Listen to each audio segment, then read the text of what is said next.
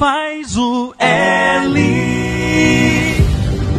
Pessoas com deficiência podem sofrer um grande retrocesso nos próximos dias. Faz o L. O atual governo federal anunciou um pacote de medidas fiscais para reduzir gastos e nele está incluído alterações no BPC, direito recebido por milhares de pessoas com deficiência e vulnerabilidade econômica. Faz o L. O plano de medidas fiscais reconhece pessoas com deficiência apenas como aquelas que têm incapacidade para uma vida independente e para o trabalho. Sim, essa foi a expressão usada no documento oficial apresentado pelo governo. Faz o L. Para as pessoas serem beneficiadas ou continuarem tendo direito, elas precisam praticamente estar em situações de miséria, porque nem elas ou as pessoas da sua família poderão trabalhar, e isso fere a dignidade. Faz o L. Pessoas com deficiência não devem pagar a conta disso tudo.